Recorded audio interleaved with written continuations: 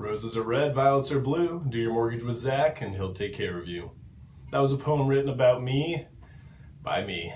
Happy Friday. Welcome to this week's episode of Know and Go. I'm Zach Cohen, loan officer with Cherry Creek Mortgage. I do short videos just like this every Friday to get you 3 minutes closer to your weekend, and more importantly, to school you when it comes to mortgages and everything outdoors. As always, I will be answering all of your most pertinent questions. What are interest rates doing this week? Where in the mountains should I be playing this weekend?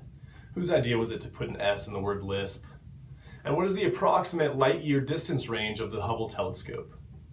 It's Friday, June 29th, and I'm going to do a very brief economics lesson for you. You may have heard of a bond yield curve or a yield curve. I'm going to break it down and tell you why it's important.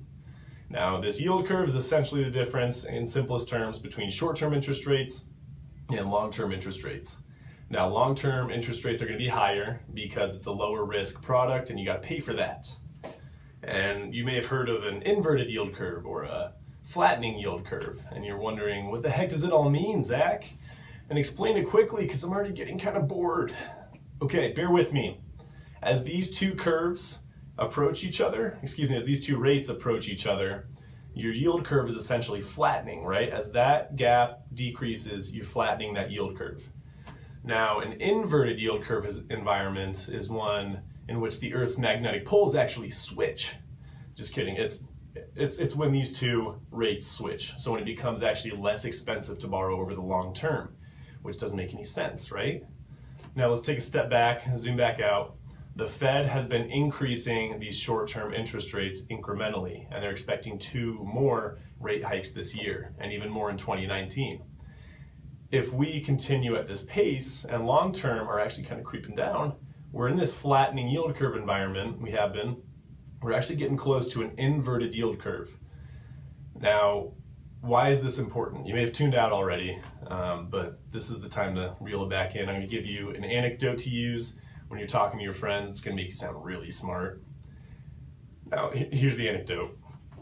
An inverted yield curve environment has always been a very accurate predictor of recessions.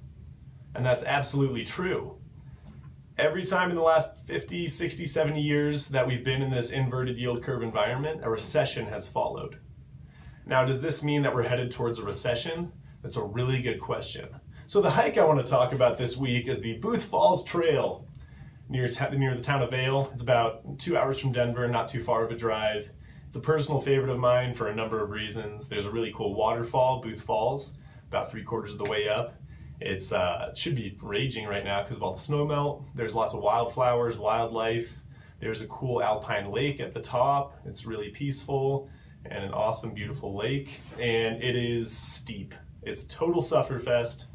It is really brutal, but it is worth it and super rewarding. It's about 10 miles out and back, and I'd get there before 8 a.m. to avoid any craziness because it will pack up on the weekends. That's it for me.